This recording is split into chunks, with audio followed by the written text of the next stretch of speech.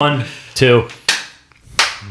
What's going on, everybody? We're back with another installment of Dad's Office Podcast by Brosgiving. I'm one of your co-hosts, CJ Pachaka, DJ CJ. This is Brent Pachaka over here. You got Uncle Brent, Captain Fox, the Fox. Yes, sir. Got Richie McMaster, the Archer, the Sharpshooter.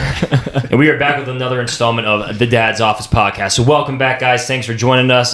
Thank you to all those who listened to our previous videos. Like, comment, and subscribe on all of our videos. Follow us on Instagram, Twitter, anything that has our account information on it. And thanks for all the love that you guys have been showing us. So appreciate it. The boys had a very busy week.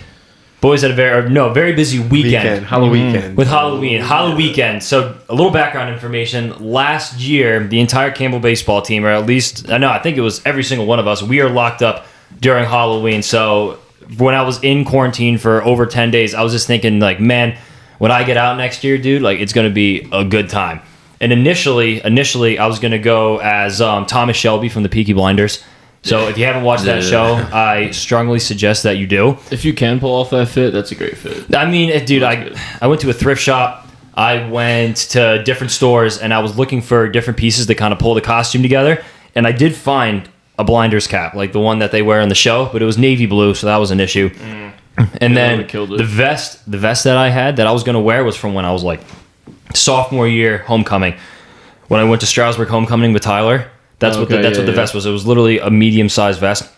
Put it on, so I'm like, you know what? I'm going to be Indiana Jones instead. So I got a hat, got some rope for a whip, got some cargo pants, dude, and I pulled it off. Let me tell you, I was one sexy Indiana Jones. You were all right. I saw him on the dance floor. It wasn't hard to find. Yeah, I stick out. It was funny because every time I lost him in the house, like not that I was even with him, but the one time I was trying to find him, and I look in the dance floor, and you just see one like top hat, Indiana Jones hat, just stuck out like a sore thumb. Yeah, I was like, oh, there's CJ. Dude, it takes a special kind of mind to know you're the tallest or biggest person in the room and still be on the dance floor moving it like no one can see you. Oh my god. I mean, I've always had that quality though. That was just like me in high school prom, dude. And you want to talk about a kid who was awkward? 4 years ago, you subtract the awkwardness that 4 years can get you from now to then. Like, I mean, I was just out there waving my hands like I just don't care.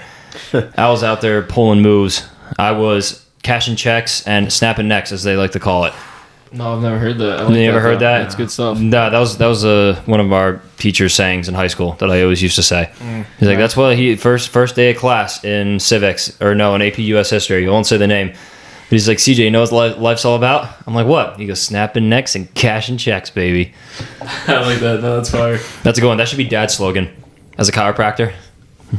Breaking backs and cashing checks, or just snapping necks. You could just say say snapping necks. Right. But he doesn't snap necks. He just pulls them, and then they compress and they go. Pff. Yeah, I think everyone that listens needs to have an experience with a chiropractor, and they should definitely come by and check out Corrective Chiropractic. Yeah, advertisement. We're gonna start. Dude, we started filming Big Chris. It is life changing. I'm not even gassing it. That helps a lot. So. It's good. It's a good time. I've never been adjusted, so that's crazy because considering we're doing the podcast in the back of a chiropractic office. Great day to start. Of your best friend of 7 years now, but it's whatever.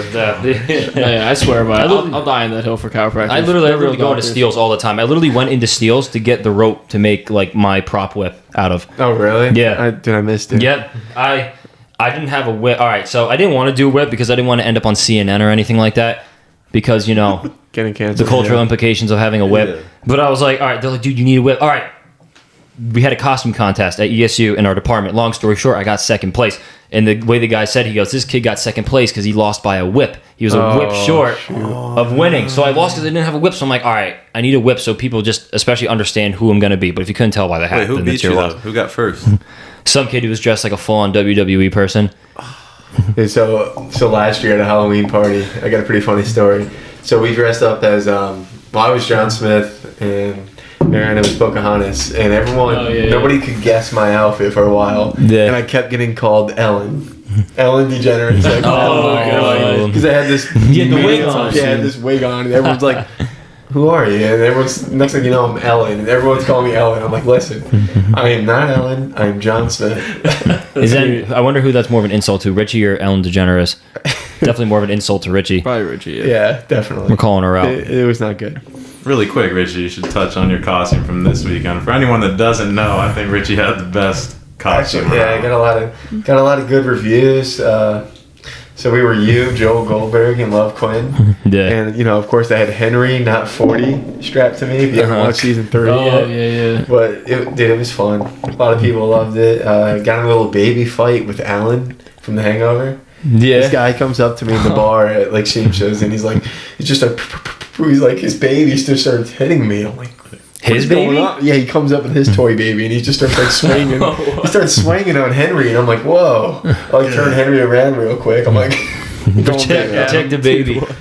Dude, That's wild. All right, so you know how in all the movies people have like those babies for family consumer science in high school? Yeah. And they bring them around and they have like the batteries in them. Dude, when we were at our homecoming football game the other day, one of my sister's friends had like one of those fake babies. And she was carrying it down the bleachers, and I just said, "Dude, why is she carrying that baby? It looks like a newborn." They're like, "CJ, that's a doll." Like, no way.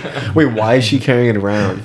Because if you leave it alone, it cries and then it dies, and you get an F. Oh, really? Yeah. You literally have to. Yeah. Dude, that serious. Well, no, there was an incident that they were then telling me. So I was hanging out there with Mr. Becker and Taylor Yak. Yeah. We were out there Becker. chilling by the sideline, and we were having a good old time. We were just chit chatting, and Mr. Becker talked about this time that this one girl, I don't know if she brought the baby home and I think left it alone with the dog, and the dog just had like an absolute field day with it. Let's go. And just tore it apart.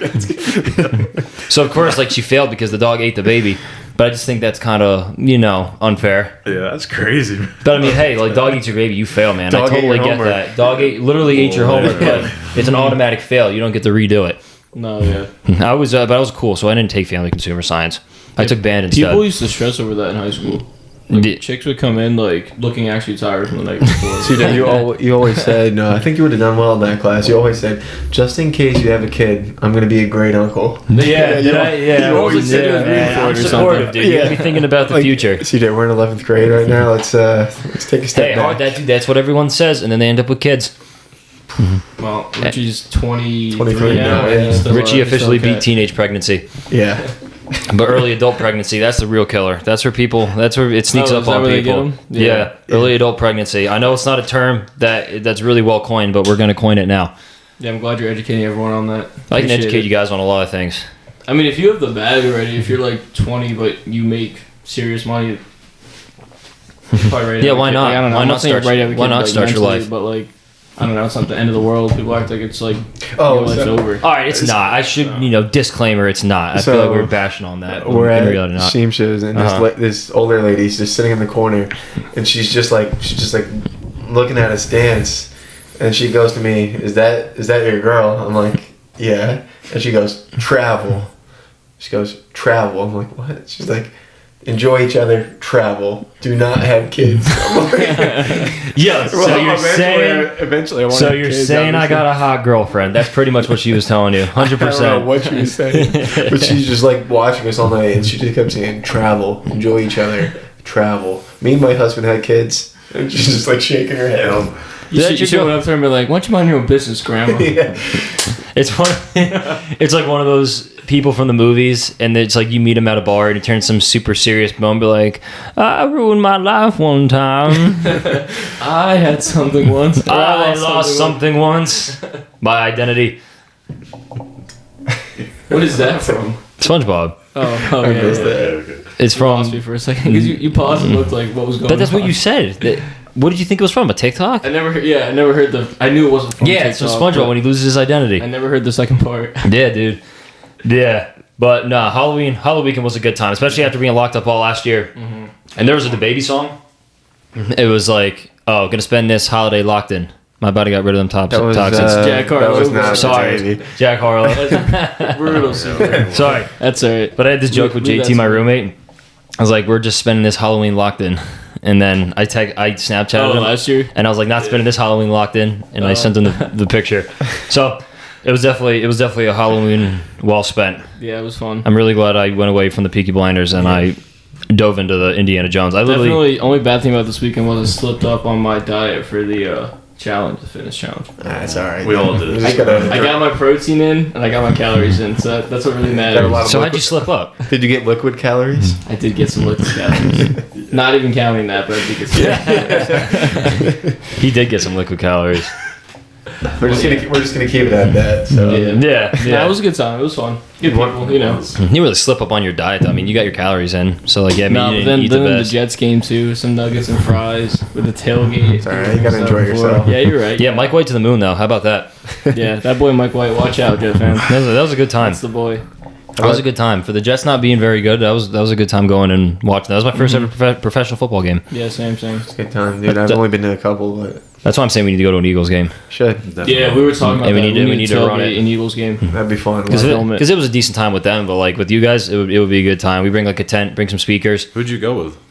Some family friends. Yeah. That have they're Season like ticket holders, lifetime season ticket holders. He's a lifer, yeah. They bought the season tickets on like a deal when the stadium first opened 12 years ago or whenever it was, because he's a huge Jets fan, so he was gracious enough to extend an invite to us, and we went down there and they showed us a good time. So do you guys know the guy who's like, I don't know what, the fan for the Jets? Fireman Ed Yeah. for the Jets. So we tailgated with him. That's awesome. Yeah, he's super genuine, cool dude. Does he put down a lot of beer? I could see him just like shotgun. He's like one of the most in shape 62-year-olds Yeah, dude, I've he ever was seen in great. my life. He You was see him freaking on great. TV and you thought it was The Rock, a Uh-huh. whiter version of The Wow. Rock. That's literally Dude, what he he's looked intense like. too. Like he was giving the fans like a pregame speech. Oh He was jeez, like, he's rallying you guys up. are gonna go out there today. They better show us some balls.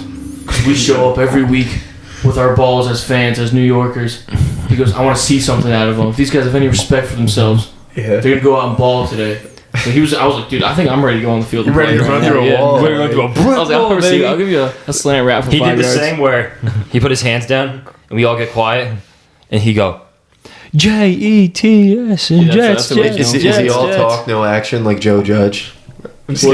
Oh, no, he's actually. Is he all Giants. talk, no Dude, action? he was I had to on- throw that out dude. there. He's about the action. I kid you not, he was on the Jumbotron every 5 minutes. Maybe Yeah. maybe Oh, yeah. even more frequently than that, dude. And he was he had a cowboy hat on. Yeah. He was all energy all game long, baby. All energy. Like, it was crazy. We kept looking up there and I'm like, he does this literally every single game. How many Yeah. followers does he have, Brent, on social media? I don't even know, but definitely a lot. Yeah, it's crazy, man. That's a cool dude. And you always think like, damn, what can I do to get into that situation as an influencer? Yeah. Through your on Yeah, because he did that. He basically became an influencer in a way before, like, that wasn't a thing. Like, dude, when he started doing that, YouTube wasn't even a thing. It's just or a anything. super fan. Yeah, right. Just a super fan. Made a career out of it. Yeah. So any other stories from Halloween? Anything worth noting? No, but we could touch on the other big news in the football world. Oh yeah, Richie, let us know. What Calvin Ridley deciding to step away for mental health issues. I don't know exactly what's going on, but So, yeah, he's made a public. there's like rumors of possibly some of his family dealing with it. He's stepping away just to take care of all that. So Yeah, it shows like the human side of athletes because we never see, like, we always like as fans, it's like it's fantasy. like, yeah, he's got Get the job he's done. got so much money. I'm gonna you know, say this whatever guy's I got want to no him. problems. But dude, they're human too. Well, yo. go Like, go they over break who down. Calvin Ridley is to our non-football people. It's pretty much just he might have been all pro one year, but he's just like an all-star Just, yeah, wide receiver. top receiver in the NFL. on the Super Falcons. big deal. Yeah, And how old is he? early He's 20s. got to be like 26. Oh really? Yeah. Yeah. I think he's like 24 even. He's young. I'm not sure. He's around there, 20s. Yeah. But yeah, it's such that human side because it's always like, oh, they make a mistake, like F them, they're gonna pay all this money, yada yada. Yeah. Always in the media, always in the spotlight, and like that takes a toll over time. That's crazy. And I'm sure no one's checking up on him like that. Like everyone's probably making sure like he's like doing his shit in the locker room and like on the field and preparing. But I guarantee you, there's no one like all the pressure's on him. He Yeah. comes from not a lot of money. He comes from not a good situation. So think about that. At a young age, you get a scholarship to a big school. Yeah, Alabama. Okay, that's cool. You Probably a did the first round pick, maybe. I Right. don't know what he was. Yeah, I think he was first round. Definitely. So he goes there. Then he's got to perform. Performs there. He does. gets drafted. Yeah. Then he's got to perform in the NFL. So I think just over time, it's always been like probably like a pressure thing. No one's checking on his mental. That's why we always like talk about like you got to talk about stuff. You got to check on your own mental. Talk to your friends about stuff because I don't know, you can fall apart. Like I don't know the details of his situation or what's exactly going on, but I'm sure he's just tired, man. It was kind of surprising because 2 weeks ago, Atlanta played the Jets in London, and they were like, "Oh, Calvin Ridley's not going Right. to make it. Personal matter."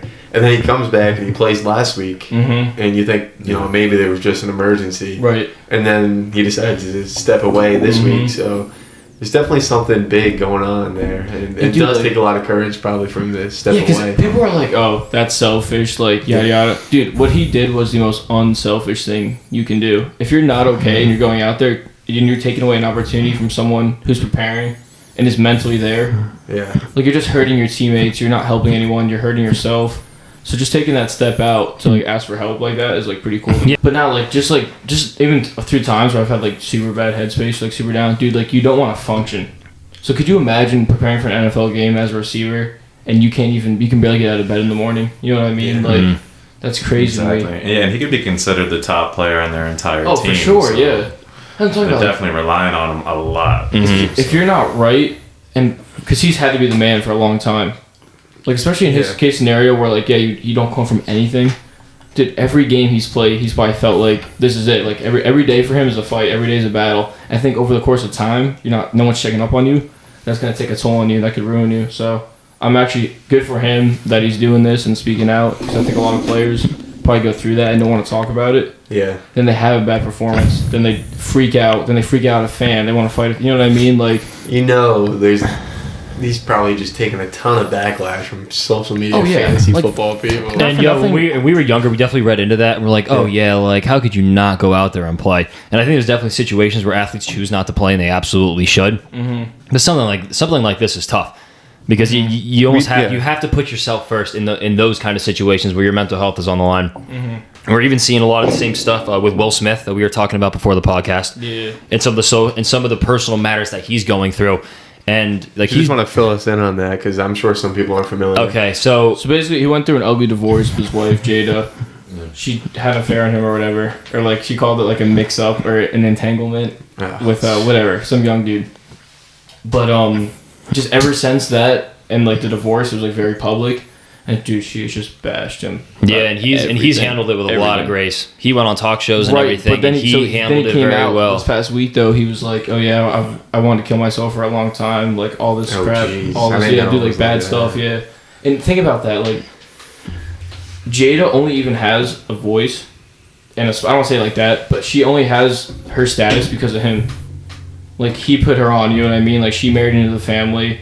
He did all the work. He got famous, and she repays him basically by just treating him like crap and stuff. So like, it's just crazy. And well, I mean, what they have? How many kids together? I don't know.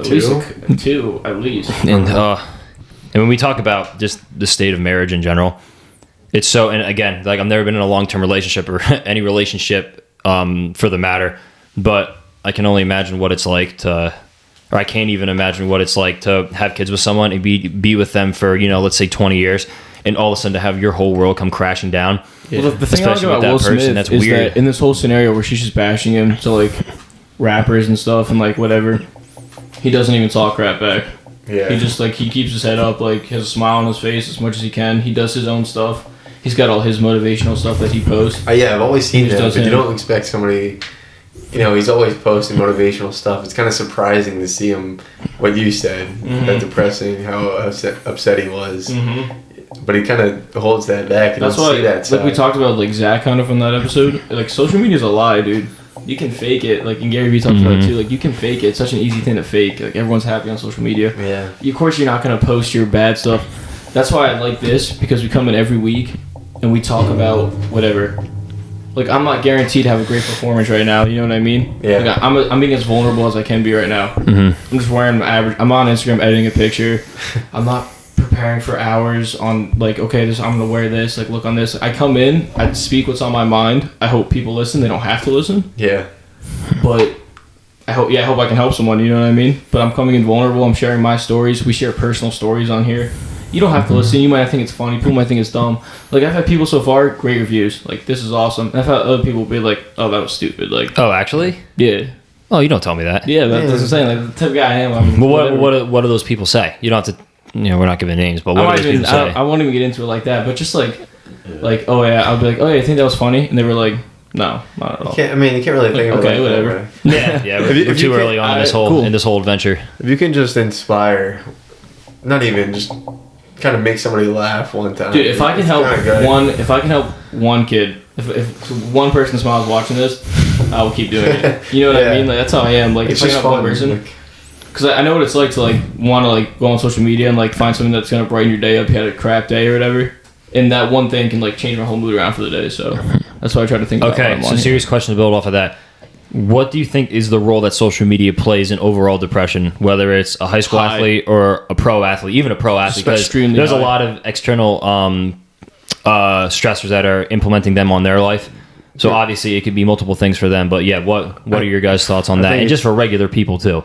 It's got to be really high, dude, especially now more than ever. And there's studies about kids being more depressed than years past. It's because they grow up, young girls look at models, guys are looking at athletes, whatever, and you just apply so much pressure, like, oh, I want to be like this person. You don't have to worry about all that. Yeah, dude. Kevin Gates says something. It's like compare. Like I wouldn't want to give my kids a phone until they're. Dude, I really don't want to. But now I do not want to give my kids a phone. You see so many kids. I wish I could get away with not doing it. Yeah, it's wild. And my mom even said, because we were out somewhere and a mom was with her kids and the mom was watching, or the son, or one of the little kids, like 2 or 3 years old, was watching the iPad, just sitting there watching it. Yeah. Mm-hmm. And this was at like a baseball game or something. And dude, whenever we were at baseball games, up until we were maybe 11 years old or 10 years old when we got the Nintendo DSs, even then you didn't watch videos on your DS. Like you would play games, but man, that thing could only held charge for an hour. Yeah. And after an hour, man, it was done. We were outside. Like, you were never ever just glued to something all day. And we more so were glued to technology a lot more than our parents were. Mm-hmm. You know, different times, different situations. But I definitely think because these kind of kids are growing up and they're spending every single waking moment from the time they're born to the time they actually become infused into society with other kids at school, and all they've done their whole lives is stare at screens. Yeah, it's bad. And that's crazy. That's a crazy thing to think about. So where are they in touch with reality, like, or the reality that we grew up with? Exactly. Yeah, I feel like there is a lot of kids, like even when I was coaching 8th and 7th grade football this year, like half the practices they just seem like tired. Some of them are just like, oh, I wish I was just at home playing video games or watching TV. And you could definitely see like that is a big wave like happening right now, like across schools. And that's crazy, dude, because when we were at any kind of sport practice, especially in middle school, man, dude, we were hyped to be there. Dude, I remember showing up to basketball practice every day in 7th grade with passion.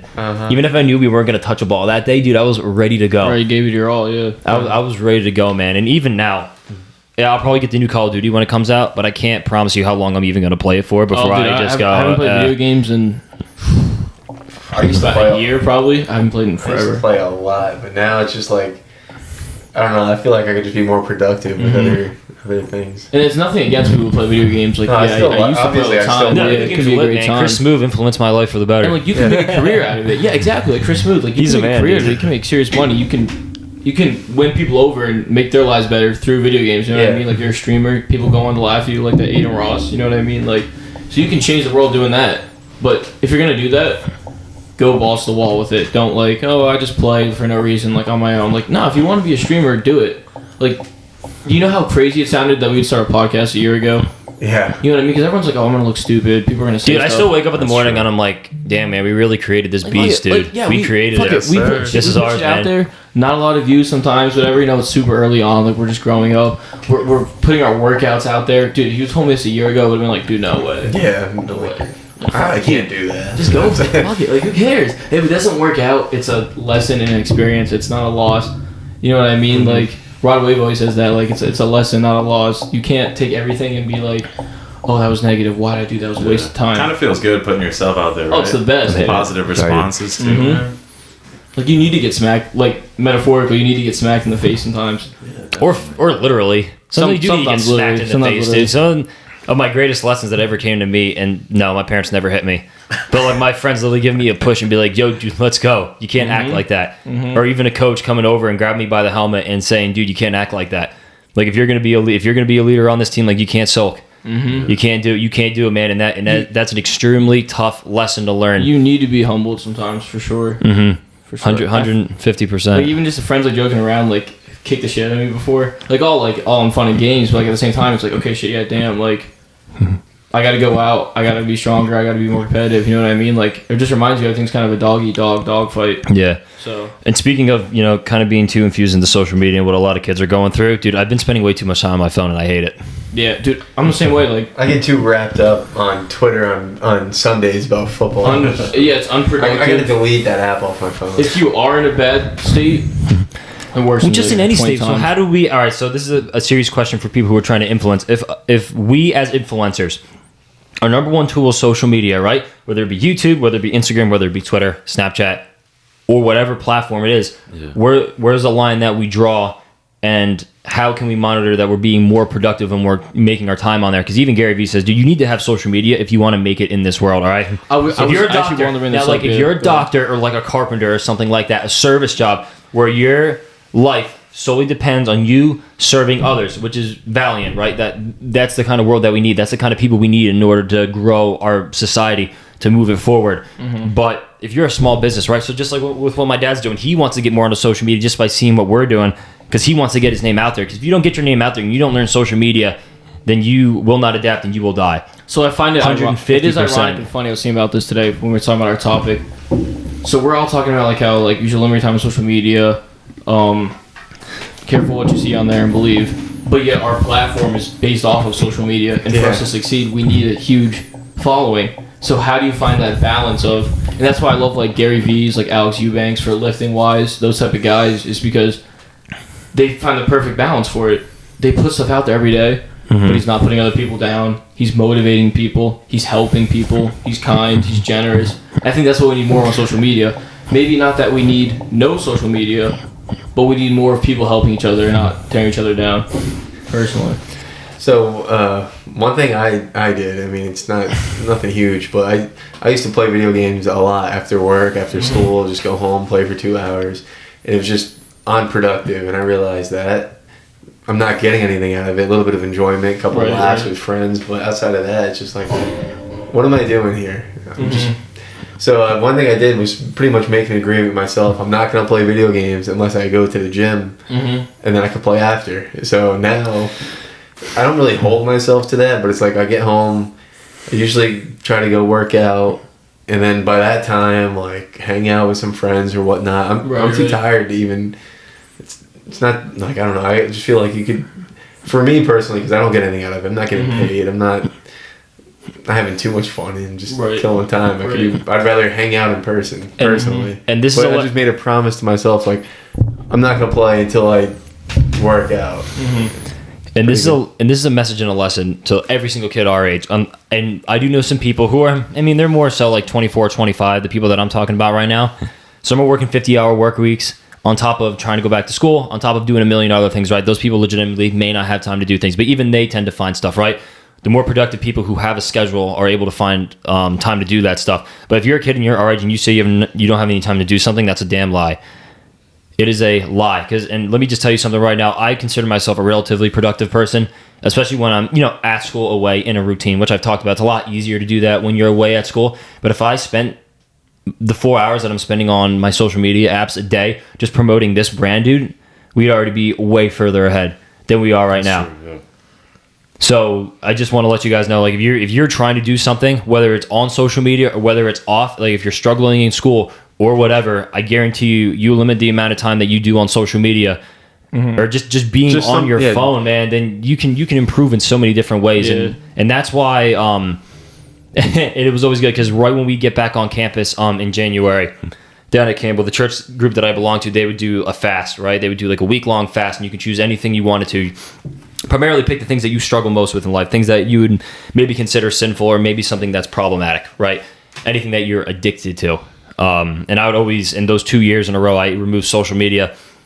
And the whole month of January, dude, I was ready to go. And I was ready to rock and roll. Because I feel like I was a part of a group. Yeah, I love those TikTok and stuff. And I was a part of a group that, everyone in the church, in this body of people that are supporting each other, is doing this challenge, right? Not necessarily social media, but man, you don't want to be one out of 300 people that breaks.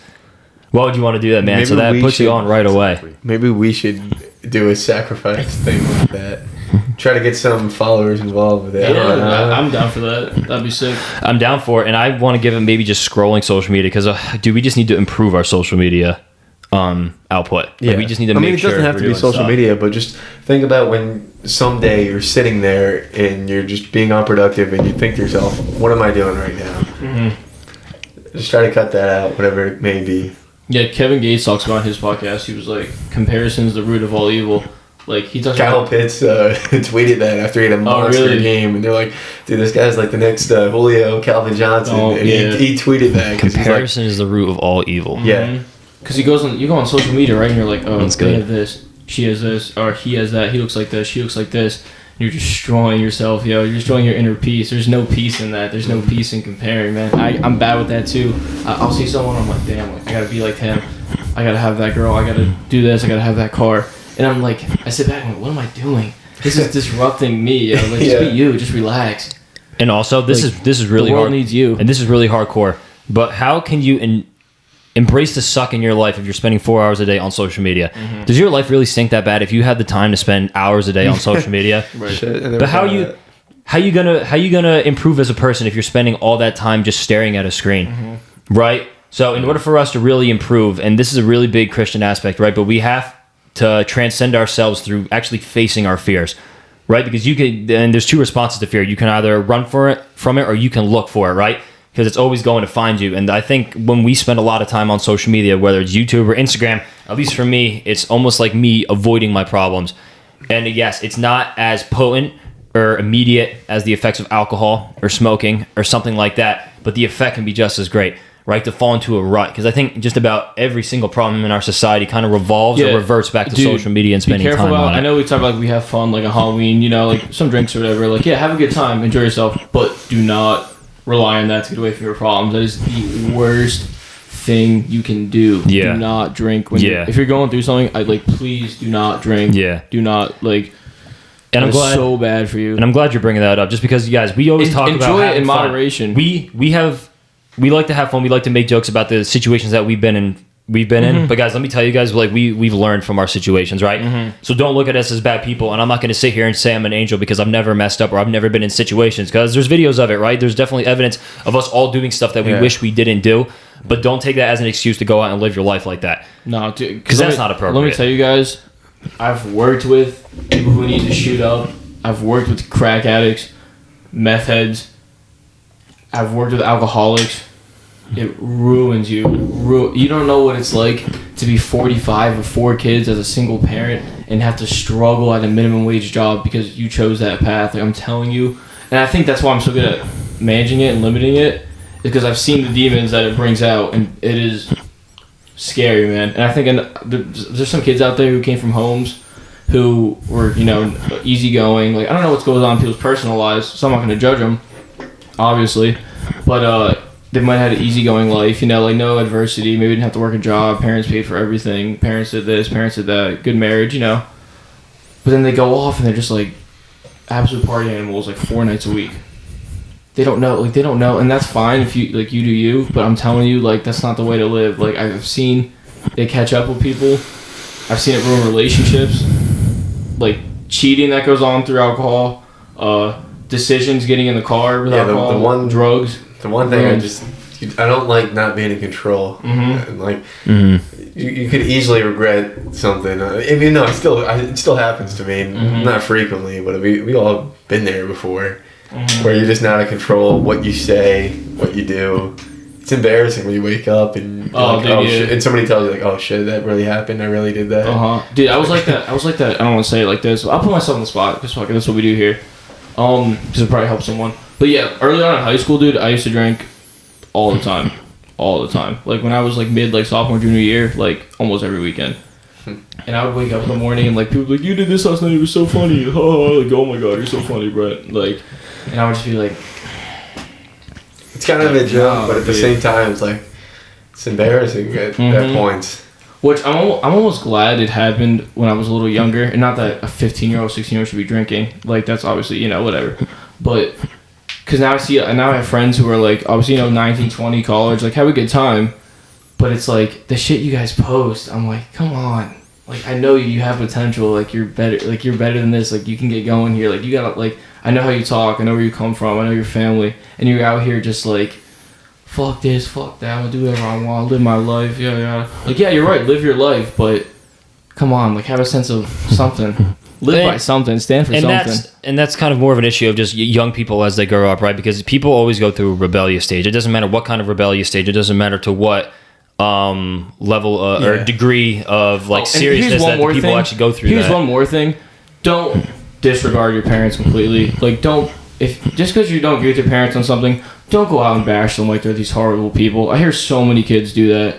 And I'm like, dude, yeah, whatever. You might not be the best parents in the world, or you might not agree with them, or you might be right. But don't go around to other people and be like, they're such a fucking asshole. Fuck them, fuck this. Like, come on.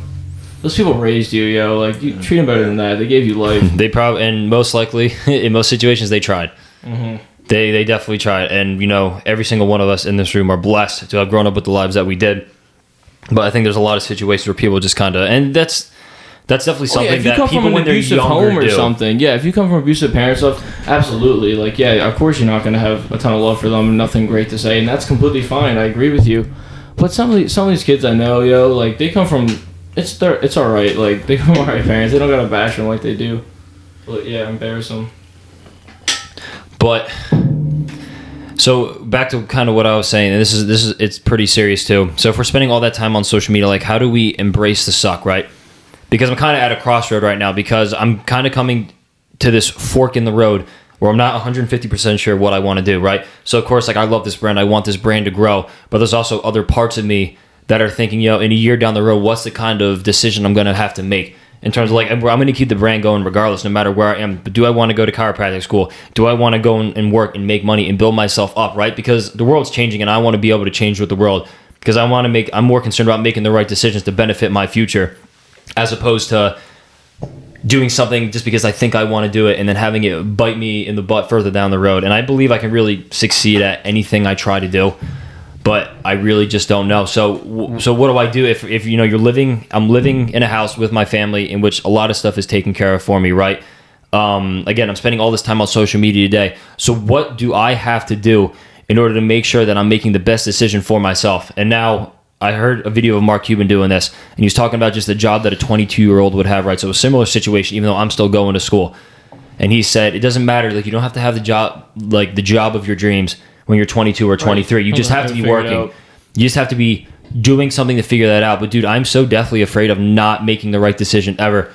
So I feel like I'm closer. Dude, I feel like I'm a year away from 40, even though I'm a few months away from turning 23. I can't live like that. But it's crazy. It's just like, what do we do? Because I know that's a situation that we're all confronted with. If you F out, what's the worst that can happen? You like I just talked about, like, it was a lesson. Like, you F'd up, like, you're still in your 20s, still have youth. Even if you went to chiropractic school, spent 4 years there, you're 26. Yeah. And you said, I don't want to do this anymore. Mm-hmm. Dude, you're 26. Yeah. You're not 75. Yeah. Some people don't even make it. Even if they just work a career job, I'm not talking about, like, social media influencers, but they put in the time for like 30 years, and like at 55, then they can retire good and like. And that's another thing to build off of that. Like, listen, guys, I want to make it, right? I want to make money, dude. I want people to know my name, but is that appropriate to even think? Because especially as a person who's trying to follow Christ, as a Christian, right? If that makes we're called to do other things, but it's like that's not happiness, man. And we all know, because everyone tells us, like, money isn't happiness, right? You want to be the best at whatever you choose to do, right? If you can be the best and dedicate all your time to it, then most likely if you make the right decisions financially and you're not spending, you're not buying a bunch of stuff, then you will end up in a good situation. But why, when we're young, so especially with what we're doing right now, when we know that's the case, do we still chase the wrong things? Because you chase materialistic stuff, and I would say, but it's like another thing I would say is, like, I don't know, man. You're young, you're hungry, you want to buy your own stuff, you want your own money, you don't want to ask your parents. Mm-hmm. So how do I decipher the difference between doing the right thing and doing the wrong thing in terms of, like, where my thought process is? You just gotta do it. Chase your passion. You could always fall back on chiropractor. I'm sure you enjoy it, but because that is something I'm still passionate about. It's just like, you don't know, man. Yeah, and that's debt. That's but you're never gonna know. Overcome. You're never gonna know. You just gotta go for it and do it. It's tough. Never know. I mean, once you start doing it, then that's the only way you're gonna know if you like it or not. It's just $150,000 is a lot to overcome for a situation like that. Huh? Why don't you just intern for your dad? Well, no, because I've grown. Well, I actually have to do an internship. We've done enough interns. I mean, I actually have to do an internship this summer for my master's program, and I can do that in any kind of exercise science or any kind of medical place that I want to. And it'll count, but I mean, I've grown up around it, and I know the ins and outs of it for the most part. And again, yes, there's still a lot of stuff I don't know. Like, I'm not saying I know, but I definitely have a good idea of what it entails. But it's then again, like there are so many people who they go into what they're doing in next step in life, and they seem so passionate about it. What did 6-year-old CJ want to do? 6-year-old CJ wanted to be like a pink Power Ranger or something like that. No, but like on a serious note. On a serious note, at the first age you thought of jobs, what did you want to do? No, I wanted to be like a construction worker. No. Yeah. I know, dude. I'm trying to What's your dream thing? Don't be an idiot. Like, what was when you were It's tough because, I wanted to be a baseball player. And, of course, that dream is still kind of alive. But that's not what I bank on. Because that's a... Listen, man, and even Zach touched on it, man. Being a baseball player, it's a tough life to live. Mm-hmm. It's a tough life to live when you're grinding that in and day out, which I know very much about, especially playing at the Division I level with the work ethic that I had. I know the ins and outs of that, but then you're playing 162 games a year on top of that, and you're being away from your family and your friends, and there's not necessarily a sense of stability in your life because you're always moving around. And even from season to preseason to off season, you're still. That's as close to a stationary lifestyle as you're ever going to get. And now I would, if I got the opportunity, I would absolutely take it, right? That's still a lifelong dream, but there's a lot of things in life that I'm thinking about that I know what are going to make me happy, right? It's family, it's stability, financial stability. It's, making sure I'm able to spend enough time with them. Because I remember in high school, right? Most of high school, I wanted to be a business major, right? Not for really knowing, because I just wanted to make money. Mm-hmm. Right, and then the decision that really made me want to go to pre-med was because I wanted to help people, and not only I wanted to help people, but I wanted to challenge myself to the highest degree possible. Mm-hmm. And at that time, and I never really told anybody this, but I was having a conversation with Mom, and she's like, "Well, why do you want to be a doctor?" Because I talk about this with her all the time. And I said, honestly, Mom, I'm more obsessed with the title of being doctor. Like, I still want to be a chiropractor in some sense. Materialistic, man. But I'm still just obsessed with the fact of being a doctor. And I wanted to prove to myself, You're so worried about an image. You're so worried about an image. And I wanted to prove to everybody that I had what it took to do like the hardest major possible. Mm-hmm. And pre-med, maybe not the hardest major possible, but it's up there. In my mind, that's what I thought it was. But when you get that title of doctor, is that like, bam, that's it, life's complete? Yeah, no, and it's not. Right? And it's not. Exactly. But so you don't think about that. When I was grinding away for the last couple of years, I wasn't thinking like, oh, am I going to be happy when I'm done with this? Only when we got locked up in quarantine last year, technically my senior year of college, did I start thinking, like now that life is kind of slowed down and I have a second to stop and think about it, man, I really don't know what the future is going to hold, and that's exciting too. But then you got to think of it this way: if you do become a doctor, that opens up a lot of opportunity. Mm-hmm. You can do so many different things with that. It does, and I'm kind of just afraid of that too. And money creates opportunity.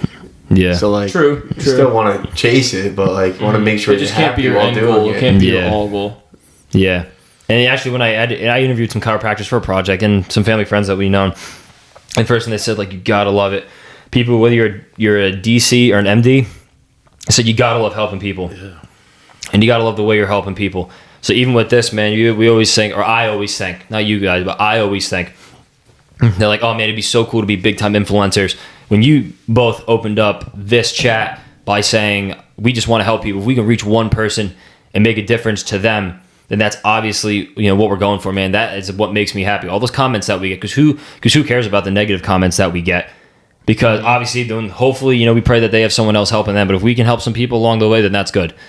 No, because even the negative comments, like, you're still watching the video, man. Yeah. Like, you're still viewing it. You're taking time out of your day. You're helping us get better, too. Right. Mm-hmm. Know what we're struggling with. That fire, dude, that gets me going. When people say something like that, I'm like, all right, yeah, like, I got you. We'll see what happens in 10 years. You know what I mean? But no, it's definitely tough to think about. So if you guys, I just want to say to the viewers, if you guys have any questions about, what you guys want to do in life, or any situations that you want to run by us, we'd love to talk about it. Dude, yeah, please. You don't have to come on the podcast. But if you want to come on the podcast, like, I just love hearing everyone's story and why they are who they are. You know what I mean? Like, don't be afraid to come on here and be vulnerable or whatever. Because I got you. I got your back, so. we're not gonna give you the right answer, but we'll just give you some viewpoints. Sometimes you just need to listen, man. Sometimes you just need an ear. You don't need anything said to you. Sometimes no response is the best response, and that's just how it goes. But yeah, come on here. I love hearing different stories. This past year, I've definitely developed, like, that's why I started, like, listening to podcasts. I like where people are from. You know what I mean? Like, there's nothing I love more, because I hate when people are, like, try to hide, like, I don't know if their family member was, like, a drug addict or something, or, like, yada. Like, my favorite stories are, like, people who were drug addicts, like Darren Waller. Like, dude, he was talking about how the tight end for the Raiders was really good. At Georgia Tech, he was such a dope. He would be drinking vodka on the sidelines during the game. He couldn't even stay sober to watch his team play. I mean, he overcame that. And he overcame that. Like, I love those stories. Those are the best, dude. Like, if you need help, like, reach out and get help. You know what I mean? Like, don't be afraid to say, I have a problem. Like, we can help you. Everyone has their own problems. Mm-hmm. Everyone's got a sob story, man. Alone, so. Everyone's got a sob story, dude. And just understand that. And this really ties into everything we've talked about tonight. But you never know what someone's going through. So just keep your mouth shut and be encouraging. Yo. Yeah. Like, I hate when people are like right away or jumping on people like, like fuck them for this. But just even you don't know, man. Even if what they say comes off the wrong way, what I've learned is if someone has good intentions, don't criticize what they're saying. Right? Maybe at a later date, if it was something truly wrong with what they said, you can address it. But if someone's trying to help, man, don't push them away. And definitely playing collegiate sports, people try and help you in a plethora of different ways, right? People are always giving you advice, and I do this all the time too. I still do it. Maybe not as frequently, but I still do it. You deliver information in a situation that's not appropriate, or in a way, or in a manner that's not appropriate, or not fitting of that situation, and it can make some people, take it the wrong way. But just, I'm trying to think of that term. Something of the road is paved with the best intentions. I'm not sure. Or evil is a road paved with the best intentions. That wouldn't really fit what I'm saying, but maybe I don't know. We get the gist. So. And it's just, and this ties in again to everything that we were just talking about. But a lot of the reason why I really liked being pre-med and I liked being Division I baseball because I just wanted to work insanely hard, dude. And I hate moments in life where I feel like I'm not working insanely hard. You want to talk about something that makes me feel useless? It's that. It's not. It's literally not working. And dude, I don't even think. Well, here's the thing. All this stuff I'm talking about, I feel like I'm in competition with myself. I've tossed out anybody else as my competition because I know I can do anything I set my mind to. And that took a long time for me to get that. But I'm more so in a competition with myself. So when I know I'm not working hard, I know I'm only hurting myself. And again, depending if you're on a team, it could hurt the people around you if you're not working as hard.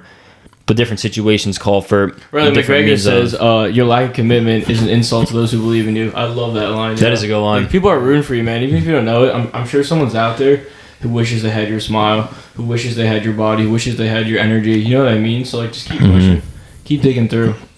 Yeah. But so your lack of commitment is an insult to those who believe in you. I love that. Yeah, that's really good. And I always thought it was cheesy, right? Because I had this hardcore view of who I wanted to be as a person.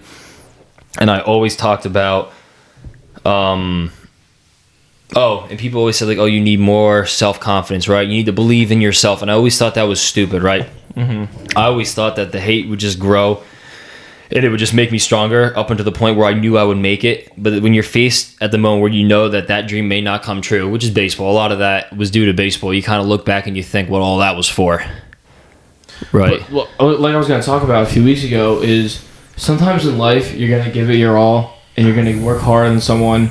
You're going to put in more effort than someone. You're going to deserve it more than someone. But sometimes it just doesn't work out, and that's okay. It's okay to fail. It's okay to work hard, and it's not guaranteed. Nothing's guaranteed. But yeah, you have to be okay with that yourself. If you can go to bed at night knowing you gave it your all, you won. And not be worried about anyone else. Yeah. Every time. You can't worry about comparison.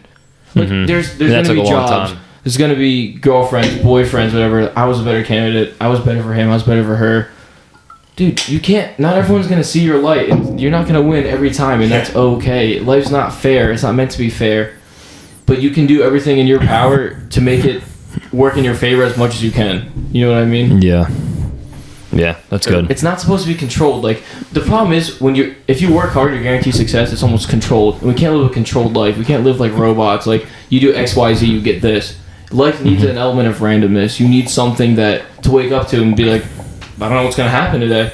You know what I mean? Like, dude, you could be running a Fortune 500. You could be top of your game. You could get that job. And you going on a bus and you're wrecked, done. You're out. You know what I mean? Like, you might be like, oh, That's a harsh way to put it, but no, but Well, it's a serious way to put it. If your life ended right now, ended right now, what did you do to help other people? Can we do as Brosgiving to help the world? What can we do to build it? And I know we've had some pretty unserious podcasts the last few times, which is great. That's what we want to do, right? We're a lifestyle podcast. We want to talk about everything from girls to depression, right? Weird that I put those two in the same sentence right there. But guys, like seriously, if you have anything that we want to talk about, man, like we're here to help you guys. And that's what we're going to try and do more of this. We're going to try and have some more serious conversations that we can let you guys, give you guys some information on things that you're struggling with, right? And we're still going to give you the stories about going on double dates in 8th grade and girls trying to force feed you popcorn. But we want to give you some real life input, right? Because we're here, we're the bros given, and then our slogan is kind of like everything matters, and then we're the bros we're giving to you, right? So what can we give to you guys? So I think that's kind of a good note to wrap it up on, right? So guys, you know what? We're out here grinding. We're out here trying to make the world a better place. So if you have an idea for how we can do that, let us know. Hit us up in our DMs. If you want to come on, have a debate, have a conversation, you share some funny stories, man. That's what we're looking to do. We're looking to bring some light to the world, all right? So this has been DJ, CJ, Uncle Brent, Captain Fox, and the Archer, Richie McMaster. We're the bros. We're giving to you. Peace out, guys.